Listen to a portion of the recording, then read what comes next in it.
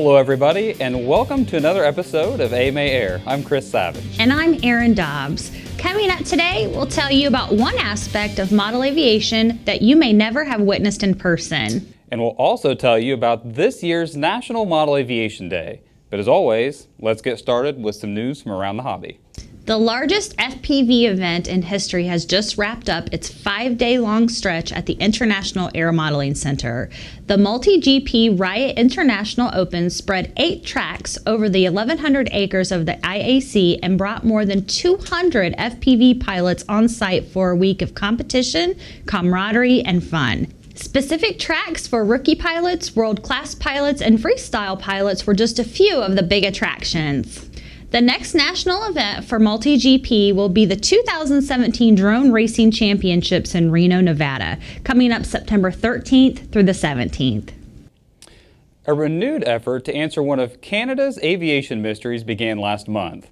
An autonomous underwater vehicle was sent into Lake Ontario to search for the Avro Arrow model planes that were launched over the lake in the 1950s. According to CBC News, the Avro Arrow was the first and only supersonic interceptor built by the Canadian military. It was developed in the mid-1950s to respond to Soviet bombers targeting North America's Arctic.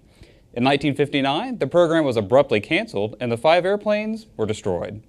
If the recovery operation succeeds in finding any of the early test models launched over Lake Ontario, they will be displayed at the Canadian Aviation and Space Museum and the National Air Force Museum of Canada.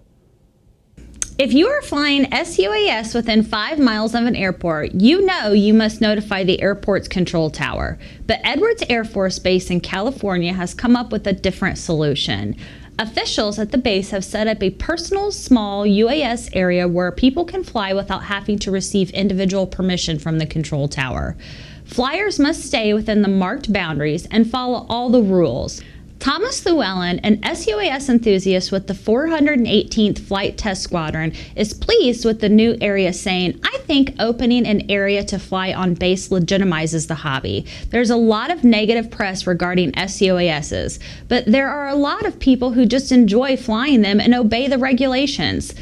This area is one of 2 authorized areas where people can fly an SUAS on Edwards Air Force Base, with the other being Murik Model Masters Model Airplane Flying Club. Season 2 of the acclaimed Drone Racing League has wrapped up and a champion has been crowned.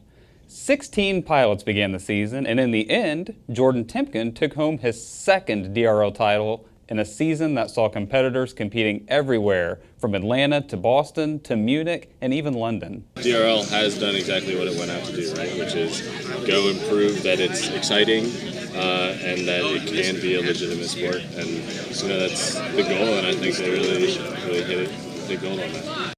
Congratulations to Jordan and all of the other DRL competitors on another successful season. Coming up, right along as one modeler competes in the Nats. Stick around.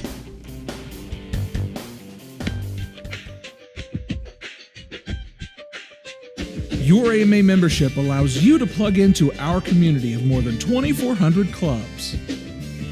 It's your ticket to participate in one of the thousands of events nationwide. And it provides you with access to a wealth of informational resources. Through these benefits and many others, your AMA membership helps you enjoy model aviation.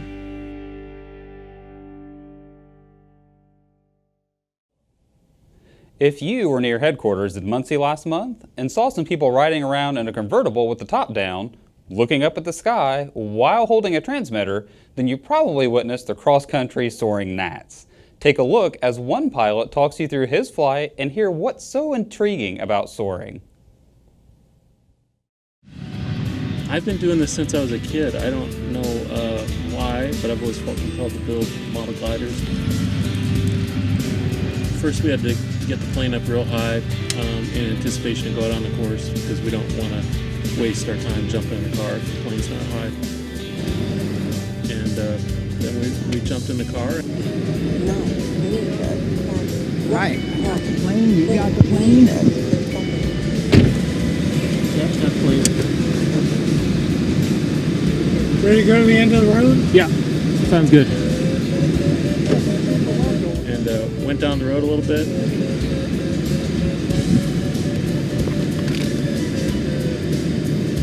are you okay with us crossing the road tonight? Yep. All right.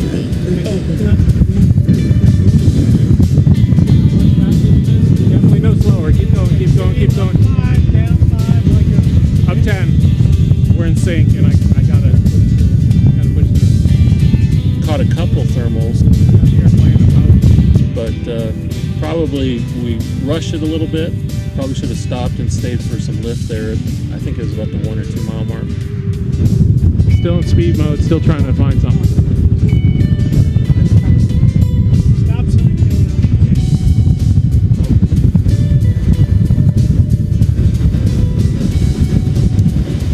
You want to work that? Yeah, maybe. Let's see if that was stick or if that was real. That's real. 50 meters, 0.5 meters. All right, we're going to creep, bunch it. Yep. Trees left. Yep. Eyes on the plane. Yep. Got it.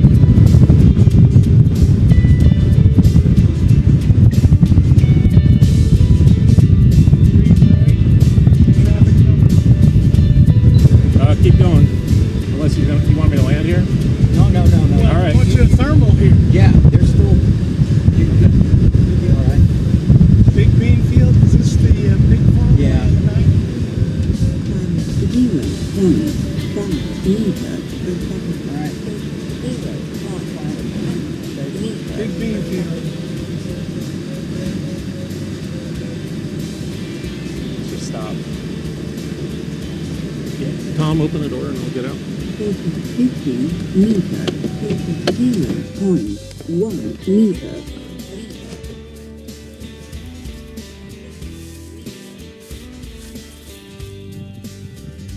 It's not over yet. Take it out.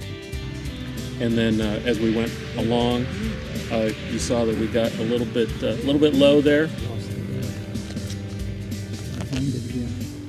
And in those big cross-country planes, you really don't want to be too low. They don't maneuver too well in low lift. Tried to work some low-level stuff over the beams there on the side of the road, but didn't work out. And just had to land it and come back.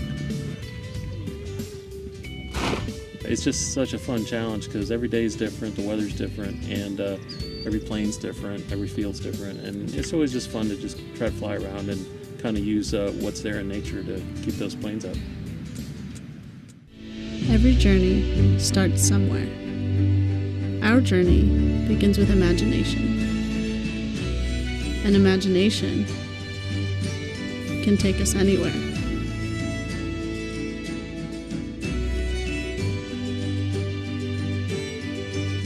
Because the best journeys end with new beginnings.